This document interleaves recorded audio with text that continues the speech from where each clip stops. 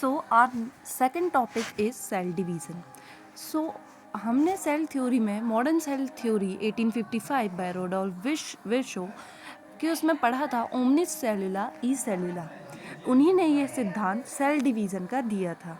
Cell division मतलब एक parent cell दो नई डॉटर सेल पे टूटता है। पेरेंट सेल को आप मदर सेल भी कह सकते हैं।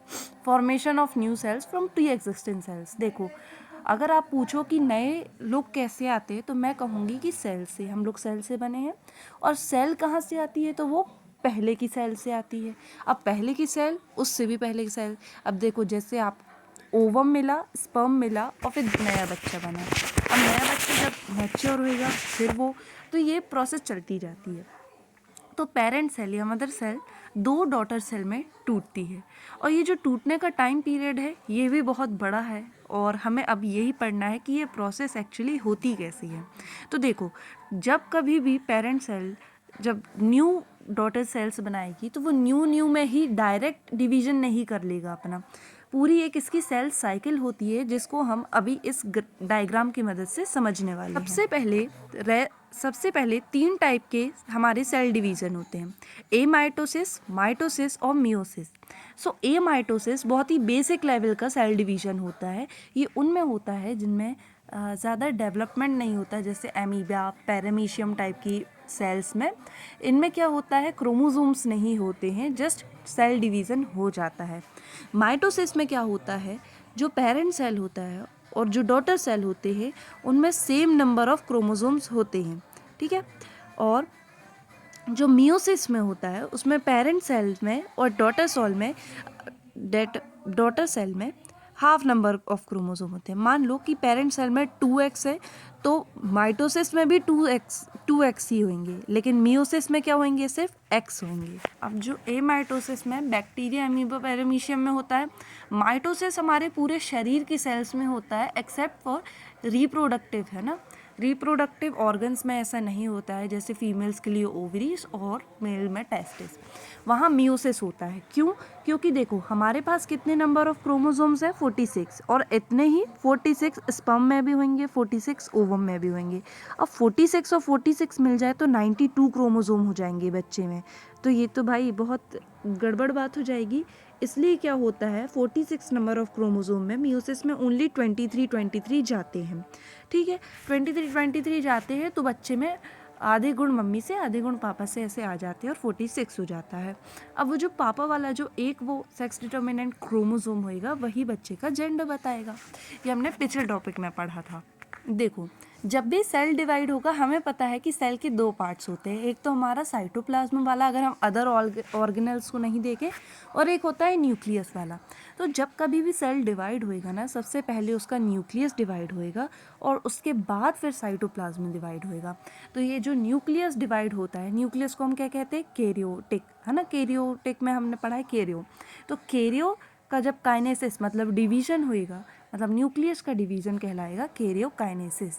और ऐसे ही साइटोप्लाज्म का जब डिवीजन होएगा तो उसको कहेंगे हम साइटोकाइनेसिस, ठीक है। अब ये जो आप डिप्लॉइड और हैप्लॉइड देख रहे हैं, डिप्लॉइड में क्या होता है, ये जो 2n है वो 2n रहते हैं। तो ये कौन से सेल डिवीजन में होता है, माइटोसिस में। और ये जो 2n है वो n मतलब अगर 2n पेयर में है तो वो हाफ हो गए, हैप्लॉइड हो गए। तो ये कब होता है, मियोसिस में होता है, ठीक है। तो आप जैसे नीचे फोटो में भी देख पा रहे होंगे, माइटोसिस में क्या होता है, सेल डिवीज़न में क्या होता है, सबसे पहले जो अंदर का न्यूक्लियस है वो दो पार्ट्स में बंटता है, वो दो होते हैं। देन उसके बाद हमारा जो साइटोप्लाज्म है वो डिवाइड होता है और फिर दो न्यू सेल्स बन जाते हैं।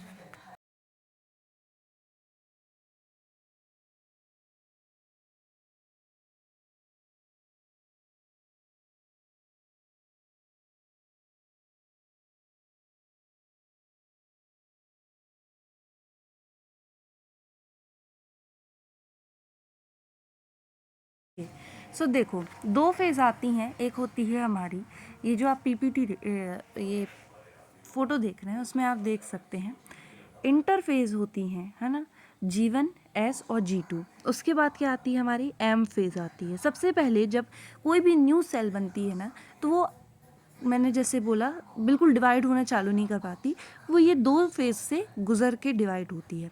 सबसे पहले G0 वो अवस्था है जिसमें वो न्यू सेल आई है, जस्ट एंटर हुई है। अब वो कौन सी अवस्था में जाएगी? G1। तो G1, S और G2 ये इंटरफेज होते हैं, ठीक है। अब आपको अभी समझ में आ जाएगा। जो G1 होता है इसमें क्या होता है, साइज़ इनलार्जमेंट होता है सेल का, है ना। जो न्यू सेल है वो अपने ऑर्गेनल्स डेवलप करेगी, अपना साइज़ को थोड़ा इनलार्ज करेगी। अब एस मतलब सिंथेसिस फेज में क्या करेगी, वो अपना DNA, RNA, प्रोटीन वगैरह का सिंथेसिस करेगी। और G2 फेज में वो कम्प्लीटली मैच्योर हो जाएगी। अब शुरू होंगी यहाँ से M फेज। जैसा कि आप देख रहे हैं, G1 में क्या हुई, सेल ग्रोथ, S में सिंथेसिस हुआ प्रोटीन, RNA और DNA का, और G2 तक की आते आते सेल अब मैच्योर हो चुकी है कि वो अपने न्यूक्लियस को पहले डिवाइड करे और उसके बाद अपने साइटोप्लाज्म को डिवाइड करे, ठीक है। तो G2 तक की आते आते प्रिपरेशन फॉर माइटोसिस एक सेल का होने लगता है। अब ये तीनों फेज में आप देखेंगे कि प्रिपरेशन चल रही है, तो इंटरफेज को आप प्रिपरेशन फेज भी कह सकते हैं।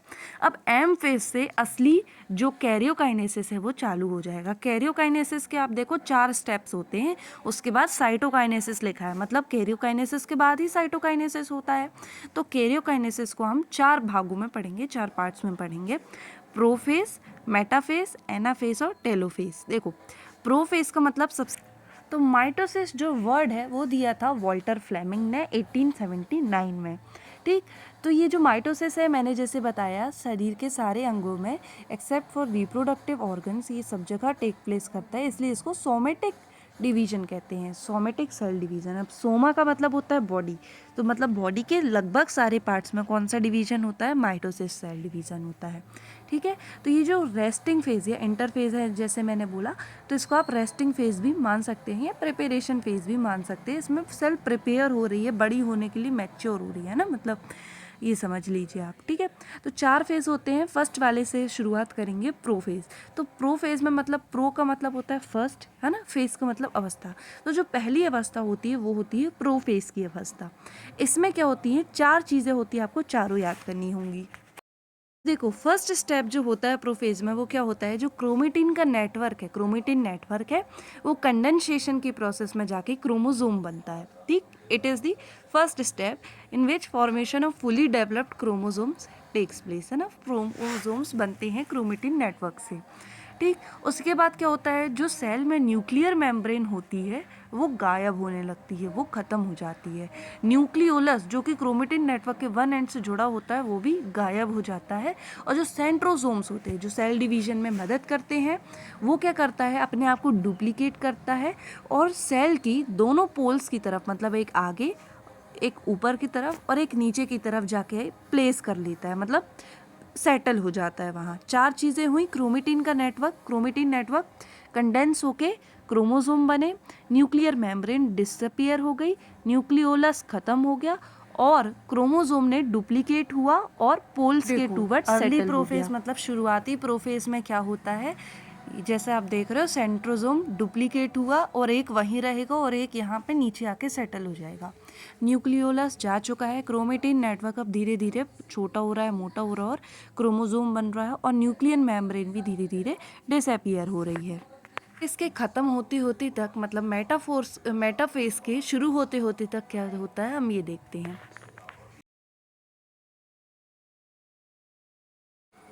देखो मेटाफेज में क्या होता है, जितने भी क्रोमोसोम्स रहते हैं ना वो लाइंड अप हो जाते हैं, मतलब एक तो फुली डेवलप वो हो चुके होते हैं लेट प्रोफेज आने तक, और फिर क्या होता है, वो न्यूक्लियोलस के न्यूक्लियस के सेंटर में आके टेढ़े होके, टिल्ट होके लाइन अप हो जाते हैं, एक लाइन, सीधी लाइन में आ जाते हैं।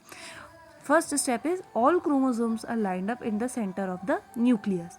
फिर क्या होता है, जो सेंट्रोसोम पोल्स में आ चुके होते हैं ऊपर ऊपर, और देखो न्यूक्लियर मेम्ब्रेन भी गायब है, न्यूक्लियस है नहीं, और सेंट्रोसोम जो है ऊपर ऊपर आ चुके हैं। ये पिछली वाली फेज में हुआ था और क्रोमोसोम फुली डेवलप हो गया। अब इस वाली फेज में 2 चीज़ें हुई हैं, क्रोमोसोम ने अपने आप को लाइन अप कर लिया है न्यूक्लियोलस के बीच में, न्यूक्लियस के बीच में, और जो है सेंट्रोसोम है जो स्पिंडल फाइबर्स को फॉर्मेशन करते हैं और क्रोमोसोम के सेंट्रोमियर में जाके चिपक जाते हैं। सेंट्रोमियर कहाँ क्या होता है, जहाँ दो क्रोमेटिड आपस में मिलकर क्रोमोसोम बनाते हैं, तो जहाँ से वो जॉइंट रहता है ना, उसी को हम क्या कहते हैं, सेंट्रोमियर कहते हैं। तो ये जो फेज है वो बेस्ट मानी जाती है, it is the best phase to observe और to study chromosome. Why? Because there are two reason, chromosomes are fully developed and they are lined up in the center of the nucleus। ठीक है।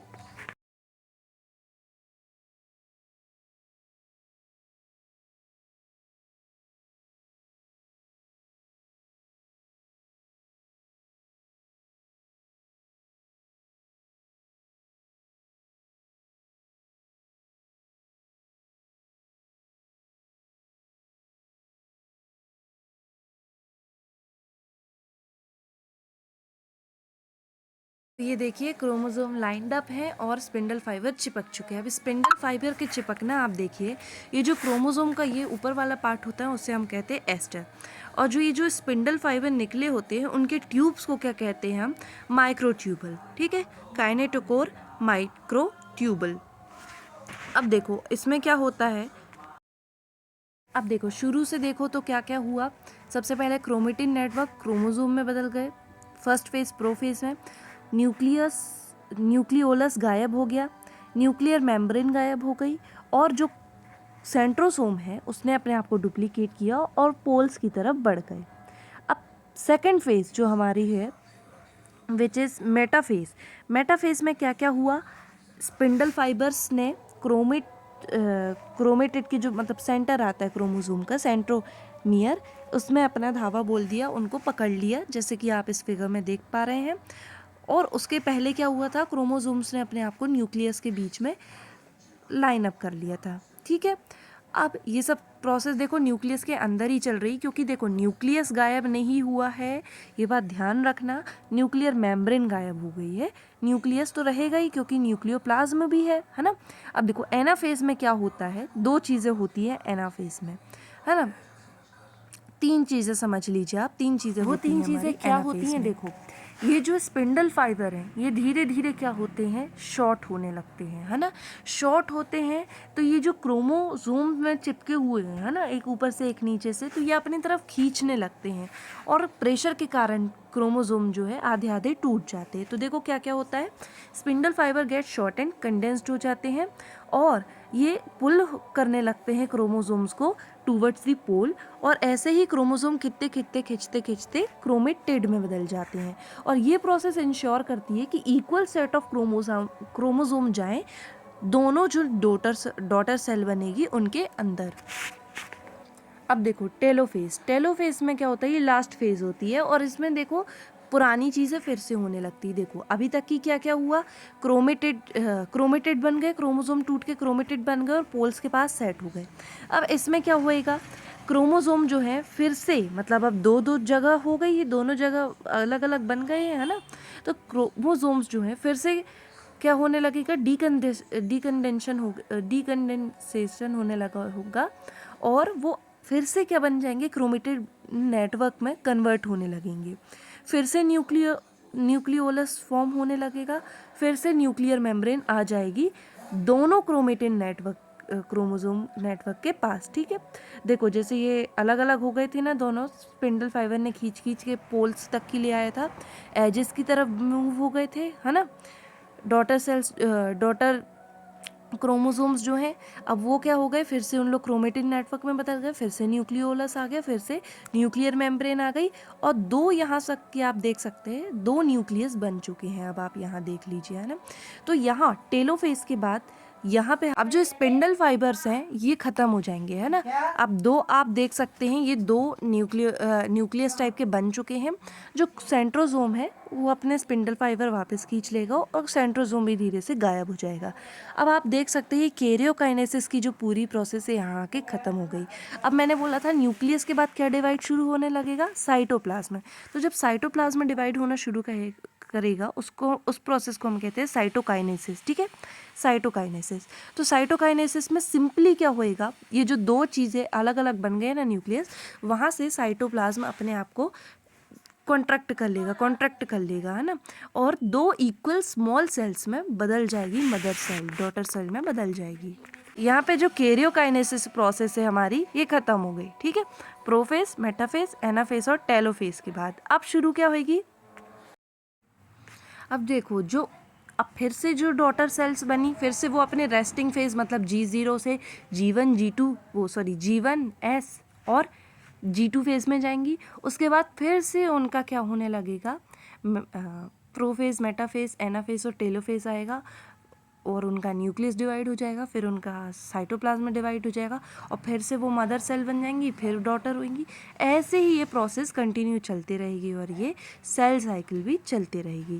तो इसे हम कहते हैं cell division, ठीक है, सेल डिवीज़न इसे कहते हैं। और ये पूरी प्रोसेस जब तक कि एक डॉटर सेल भी अपना एक साइकिल पूरा कर ले, इसको हम कहते हैं सेल साइकिल।